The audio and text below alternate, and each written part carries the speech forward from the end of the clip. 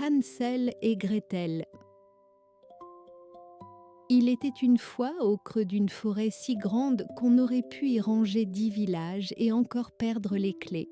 Une petite maison toute de guingois. Elle sentait la soupe chaude et la sciure de bois, et dedans vivaient 4 personnes. Un papa bûcheron qui avait du cœur mais très peu d'idées, une belle-mère qui, elle, avait beaucoup trop d'idées, et 2 enfants merveilleux, Hansel, 8 ans, les joues roses comme des pommes d'automne, et Gretel, 6 ans, les yeux bleus comme les matins de printemps. Ce soir-là, Hansel et Gretel n'arrivaient pas à dormir. Et pour cause, la belle-mère parlait fort, très fort. « Nous n'avons presque plus rien à manger, dit-elle.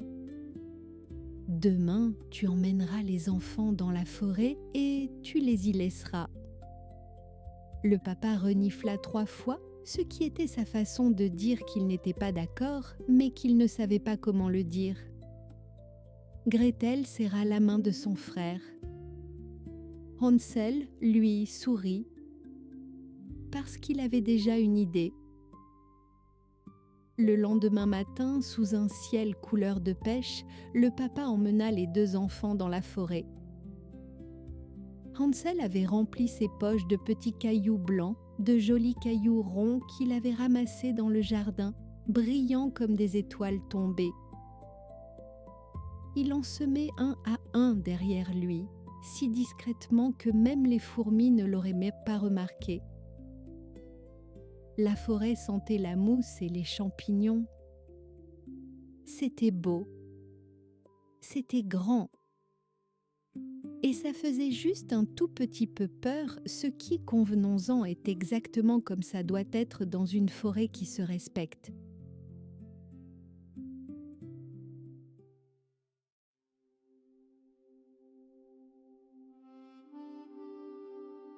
La belle-mère avait un problème, elle n'apprenait pas de ses erreurs.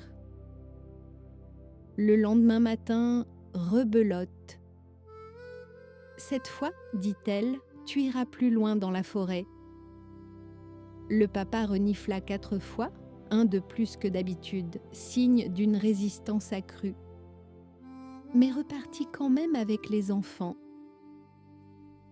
Hansel, lui, avait tenté de remplir ses poches de cailloux, mais la belle-mère avait fermé la porte à clé toute la nuit.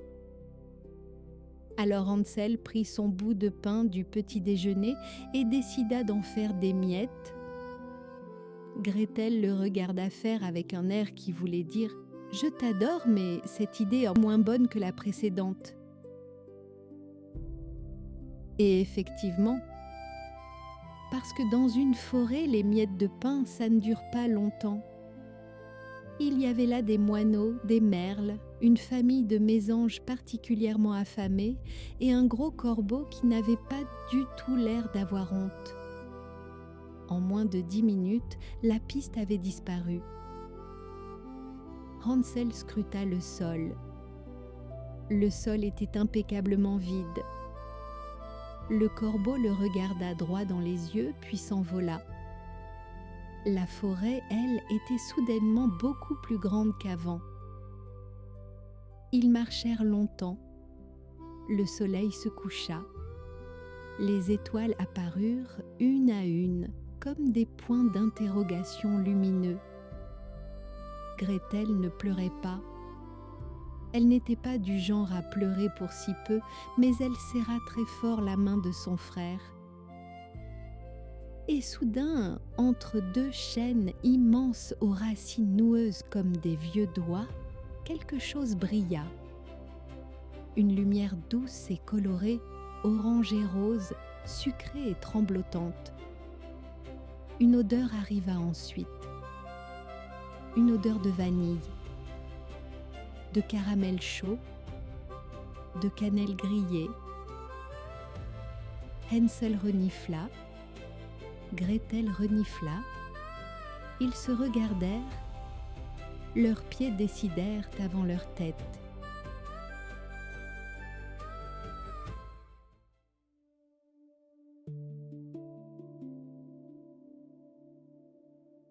C'était bien une maison, entièrement en pain d'épices. Les murs étaient en effet de grands rectangles de gingembre brun et doré, joints avec du glaçage blanc épais comme de la neige. Le toit était couvert de tuiles en chocolat. Les volets étaient en réglisse tressée. Les fenêtres brillaient comme du sucre fondu, rose et orangé, traversées par la lumière. C'était à la fois la plus belle et la plus suspecte chose que les deux enfants eussent jamais vue.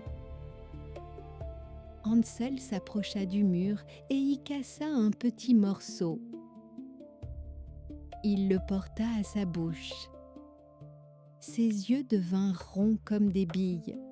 « Gretel, chuchota-t-il, c'est du vrai pain d'épices. » Gretel avait déjà un bout de volet en réglisse dans la main. Ils mangèrent en silence avec le sérieux de deux experts en confiserie. Et c'est alors que la porte s'ouvrit. La créature qui en sortit était ronde comme une marmite, petite comme un champignon de belle taille, et portait une robe en patchwork violet et vert couverte de taches de caramel. Ses lunettes rondes grossissaient ses yeux jusqu'à leur donner la taille de 2 œufs au plat. Elle sourit. C'était le genre de sourire qu'on fait quand on a un plan. « Mes petits chéris !» ronronna-t-elle. « Comme c'est gentil de rendre visite à une vieille dame seule. Entrez donc. J'ai de la soupe chaude, des gâteaux, un lit douillet. »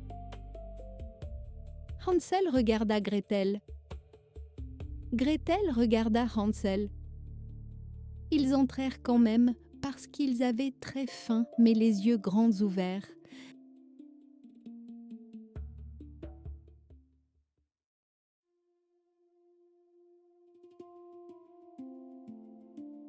La nuit passa. Au matin, la sorcière montra son vrai visage. Enfin, le même visage, mais sans le sourire de façade. Elle attrapa Hansel par le col et l'enferma dans une cage en bois derrière la maison. « Tu es trop maigre, glapit-elle. Je vais te faire grossir et ensuite je te mangerai. » Hansel, depuis sa cage, leva les yeux au ciel. Les sorcières vraiment manquaient d'originalité. Chaque jour, la sorcière lui apportait des gâteaux, des brioches, des tartes. Elle avait une très mauvaise vue, ses lunettes ne suffisaient plus depuis des années, et demandait à Hansel de tendre son doigt pour voir s'il avait grossi. Hansel, lui, tendait un petit os de poulet qu'il avait trouvé dans la cage. La sorcière tâtait l'os, fronçait les sourcils, ajustait ses lunettes et repartait chercher d'autres gâteaux en marmonnant. Gretel, elle, faisait le ménage, la cuisine et attendait son heure. Elle l'attendit avec une patience et une ingéniosité remarquables. Un matin, la sorcière perdit patience. Maigre ou pas maigre, j'en ai assez d'attendre. Elle alluma le four. Un grand four en fonte noire, avec des flammes orangées dedans. « Gretel, dit-elle, viens voir si le four est à bonne température. Glisse ta tête à l'intérieur. » Gretel la regarda. « Pardon, dit Gretel, mais comment on fait ça exactement ? Je ne suis pas sûre de comprendre. Vous pouvez me montrer ? » La sorcière soupira de toute son impatience, se pencha vers le four, et Gretel fit ce qu'il y avait à faire. Elle poussa. Le loquet se ferma, et Gretel courut libérer Hansel aussi vite que ses petits souliers rouges le permettaient.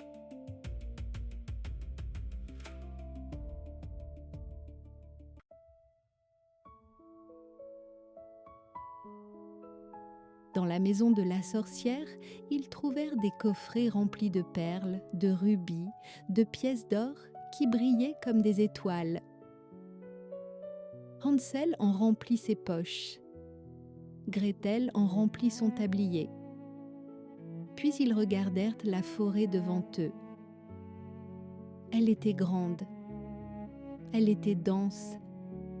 Elle était pleine d'ombres qui bougent et de bruits qui craquent. Et alors, quelque chose d'étrange se produisit. Un cygne blanc apparut au bord d'une rivière. Avec l'air de quelqu'un qui fait ça tous les jours, il les regarda, il se retourna. Il traversa la rivière à la nage d'un côté puis de l'autre. Hansel passa en premier, assis sur le dos du cygne, puis Gretel. Le cygne les déposa sur l'autre rive avec le sérieux d'un professionnel, s'ébroua et repartit vaquer à ses occupations. Et la forêt, à partir de là, sembla moins sombre. Les arbres s'écartèrent doucement, la lumière descendit entre les feuilles en grandes colonnes d'or et au bout du chemin, leur maison. Leur vraie maison. La porte s'ouvrit avant même qu'il frappe. Le papa bûcheron était là, les yeux rouges d'avoir trop reniflé pendant leur absence. La belle-mère, elle, était partie depuis longtemps, sans laisser d'adresse. Le papa serra ses deux enfants très fort, renifla 7 fois d'affilée, son record personnel, et ne dit rien, parce que certaines choses n'ont pas besoin de mots. Ils vécurent heureux, avec des poches pleines de rubis et des cœurs encore plus pleins. Et dans la forêt quelque part, un grand cygne blanc dormait sur l'eau, satisfait du travail bien fait.